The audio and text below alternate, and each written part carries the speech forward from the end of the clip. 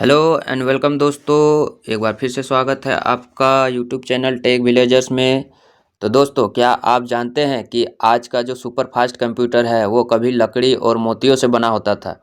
जी हाँ दोस्तों, कंप्यूटर की शुरुआत एबकस से हुई थी। आज इस वीडियो में हम जानेंगे कि कंप्यूटर का पूरा इतिहास क्या है, शुरू से लेकर आज तक। तो वीडियो को अंत तक ज़रूर देखिए, और अगर आप इस चैनल में नए हो तो चैनल को सब्सक्राइब जरूर कर ले। इससे आपको कंप्यूटर से रिलेटेड वीडियो मिलते रहेगी। तो चलिए दोस्तों, वीडियो के आगे बढ़ते हैं। देखिए दोस्तों, जो हम कंप्यूटर का इतिहास के बारे में पढ़ेंगे उसको 4 भागों में पढ़ेंगे। तो सबसे पहला हम लोग का भाग आएगा प्रारंभिक गणना उपकरण।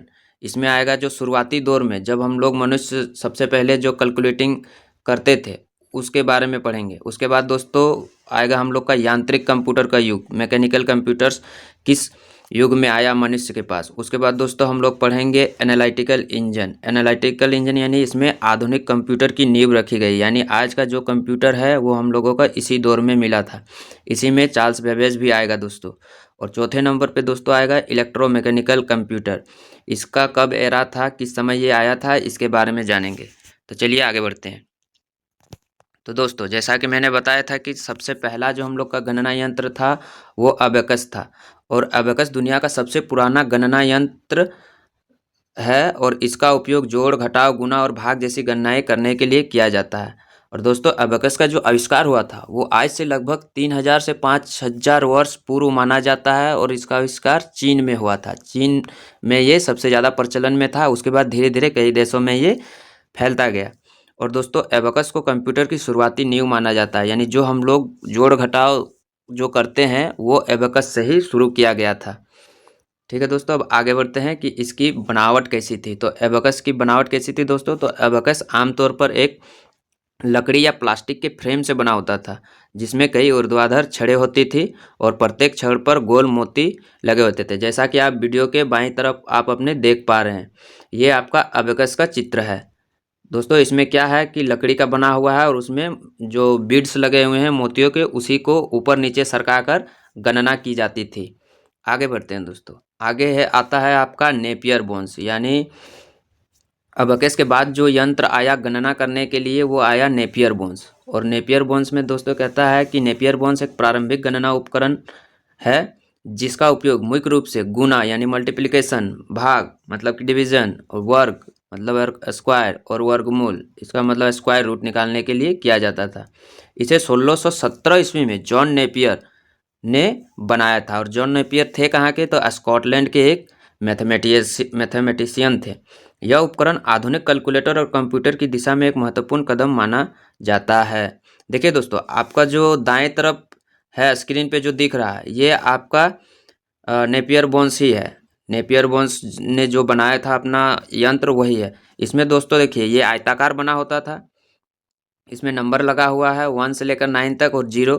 इसमें दोस्तों क्या होता था, इसको बनाने के लिए हाथी दांत का प्रयोग होता था या उनके हड्डियों का प्रयोग होता था। इसमें आपको जोड़, घटाव और गुना, भाग सब होता था, पर ये बहुत जटिल होता था। इसको करना उतना आसान नहीं था। इसके लिए जो इसको जान रहा हो अच्छे से वही इस पे काम कर पाता था, इसीलिए ये बहुत ज़्यादा प्रचलन में आया भी नहीं। ठीक है दोस्तों, तो अब आगे बढ़ते हैं। दोस्तों अब आता है हम लोग का सेकंड पॉइंट में जो था वो यांत्रिक कंप्यूटर का युग था। तो दोस्तों, जब यांत्रिक कंप्यूटर का युग की बात करेंगे तो सबसे पहले आएगा हम लोग का पास्कलाइन। तो दोस्तों पास्कलाइन के बारे में देखते हैं। तो पास्कलाइन क्या कहता है कि पास्कलाइन दुनिया की पहली यांत्रिक गणना मशीन मानी जाती है। इसका उपयोग मुख्य रूप से जोड़, घटाव के लिए किया जाता था। यानी दोस्तों इसमें देख पा रहे हैं कि पास्कलाइन में सिर्फ और सिर्फ जोड़ और घटाव का ही काम हो पा रहा है, इसमें गुणा और भाग का काम नहीं हो पा रहा है। आगे बढ़ते हैं दोस्तों कि इसका आविष्कार किसने किया था ना, इसका आविष्कार ब्लेज पास्कल ने किया था। यानी इसको बनाया किसने था ना, ब्लेज पास्कल ने। और ब्लेज पास्कल कहाँ के थे? फ्रांस के थे और महान गणितज्ञ थे। और इसको इसने कब बनाया? तो 1642 ईस्वी में बनाया। यह पूर्ण रूप से एक यांत्रिक मशीन था। दोस्तों याद रखिएगा, ये पूर्ण रूप से एक यांत्रिक मशीन था, इसलिए इसे दुनिया का पहला मैकेनिकल कैलकुलेटर भी कहा जाता है। यहाँ पे दोस्तों ध्यान दीजिएगा कि इसे दुनिया का पहला मैकेनिकल कैलकुलेटर कहा जाता है। जब दुनिया का पहला गणना यंत्र पूछा जाएगा तब अबेकस होगा, और जब पहला मैकेनिकल कैलकुलेटर बोला जाएगा तब पास्कलाइन होगा। तो इस पे ध्यान दीजिएगा, एग्जाम में आपको ऑब्जेक्टिव टाइप क्वेश्चन इसमें कई बार पूछता है और यहीं पे मिस्टेक होता है कि जब पहला गणना यंत्र पूछे तो एबेकस बोलना है और जब पहला मैकेनिकल कैलकुलेटर बोले तो पास्कलाइन को करना है। ठीक है दोस्तों, आगे बढ़ते हैं। दोस्तों अब आता है लेबनिज कैलकुलेटर का। तो दोस्तों लेबनिज कैलकुलेटर क्या है इसके बारे में देखते हैं। तो लेबनिज कैलकुलेटर एक उन्नत यांत्रिक मशीन यानी मैकेनिकल कैलकुलेटर था जो जोड़ घटाव गुणा और भाग चारों मूल गणनाएं कर सकता था। यह पास्कलाइन से अधिक विकसित मशीन थी। दोस्तों बेसिकली ये जो लेबनिज ने जो अपना बनाया था ना कैलकुलेटर, ये पास्कलाइन का ही एक एडवांस वर्जन था। उसी को कुछ और फीचर्स ऐड कर दिए और उसी को अच्छे तरीके से बना करके प्रेजेंट किया गया। यानी उसमें ज़्यादा कुछ नहीं था, जो पास्कलाइन था उसी का कॉपी पेस्ट था, लेकिन ये थोड़ा एडवांस वर्जन था। तो इसको बनाने वाले कौन थे? तो लेबनिज कैलकुलेटर को बनाने वाले खुद गॉटफ्राइड विल्हेम लेबनिज ही थे। ये जर्मन के मैथमेटिशियन थे। अब दोस्तों देखिए, ये जो लेबनिज कैलकुलेटर था ये पास्कलाइन से अधिक उन्नत था क्योंकि ये उसी का एडवांस वर्जन था। तो दोस्तों इसमें क्या होता था कि इसमें चारों गणनाएं संभव होती थी। इसमें जोड़ घटाव गुना भाग चारों होने लगे। जैसे कि हम लोगों ने देखा कि पास्कलाइन में सिर्फ जोड़ और घटाव ही कर सकते थे, पर लेबनिज कैलकुलेटर में जोड़ घटाव के साथ गुना और भाग भी ऐड कर दिया गया। ये इसे कंप्यूटर के विकास में बड़ा योगदान माना जाता है। दोस्तों आगे बढ़ते हैं। आगे आता है दोस्तों आधुनिक कंप्यूटर की नींव यानी फाउंडेशन ऑफ मॉडर्न कंप्यूटर। जो आज के डेट में हम लोग जो कंप्यूटर चलाते हैं उसकी नींव ये के बारे में, कहाँ से रखा गया था उसकी नींव, उसके बारे में जानेंगे। तो दोस्तों इसमें सबसे पहले आता है एनालिटिकल इंजन 1837 ईस्वी में। दोस्तों इसमें देखते हैं कि आधुनिक कंप्यूटर अचानक नहीं बना बल्कि कई वैज्ञानिकों और आविष्कारों के लंबे विकास का परिणाम है। इसकी नींव मुख्य रूप से 4 महान व्यक्तियों और उनके विचारों पर आधारित है। यानी आज का जो हम लोग का कंप्यूटर है वो एकाएक से नहीं बन गया था, इसके लिए कई साल लगे और इसमें कई लोगों ने अपना योगदान दिया, तब जाकर हम लोग जो आज कंप्यूटर यूज करते हैं वो हम लोग को मिला है। तो दोस्तों इसमें सबसे पहला नाम आता है चार्ल्स बेबेज का। जो आधुनिक कंप्यूटर की जो नींव रखी गई थी उसमें चार्ल्स बेबेज का ही नाम सबसे पहले आता है। तो आधुनिक कंप्यूटर के जनक चार्ल्स बेबेज को माना जाता है। यानी फादर ऑफ कंप्यूटर जब कहा जाता है तो उसे किसे कहा जाता है? चार्ल्स बेबेज को। और क्यों कहा जाता है तो उसके बारे में देखिए, क्योंकि इन्होंने एनालिटिकल इंजन बनाया था 1837 ईस्वी में। तो उसके बारे में देखते हैं। दोस्तों एनालिटिकल इंजन जो था वो एक आधुनिक कंप्यूटर की सबसे मजबूत नींव है। इसमें पहली बार ये सभी अवधारणाएं थी। तो क्या थी कि input unit, processing unit, memory unit, output unit, control unit. यानी कि कहने का मतलब है कि जो आज का कंप्यूटर में इनपुट, प्रोसेस, आउटपुट का जो काम होता है, ये जो सिद्धांत दिया था ये चार्ल्स बेबेज ने ही दिया था और आज का कंप्यूटर भी इसी सिद्धांत पे काम करता है। इसीलिए कंप्यूटर का जनक भी चार्ल्स बेबेज को ही कहा जाता है। आज के कंप्यूटर इन्हीं सिद्धांतों पे काम करते हैं, जैसे कि नीचे मैंने पॉइंट में दे भी दिया है। अब दोस्तों आते हैं सेकेंड नंबर में कि सेकेंड व्यक्ति कौन थे ना, एडा लवलेस अगस्टा। इसका पूरा नाम है एडा लवलेस अगस्टा। ये दुनिया की पहली प्रोग्रामर थी। जी हाँ दोस्तों, कंप्यूटर में जो प्रोग्राम होता है वो पहला प्रोग्राम जो बनाया था वो एडा लवलेस अगस्टा ही थी। ये दोस्तों चार्ल्स बेबेज की ही शिष्य थी यानी स्टूडेंट थी। इन्होंने ही इनके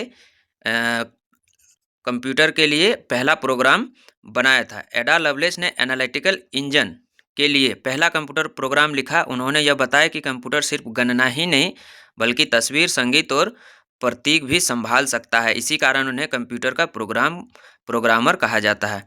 अब दोस्तों आते हैं तीसरे पॉइंट में कि पंचकार्ड प्रणाली। अब जो पंचकार्ड जो आया जिससे हम लोग इनपुट कराते थे उसको किसने लाया, किसने बनाया? तो इसमें हम लोग का सबसे पहला नाम आता है हरमन होलीरथ।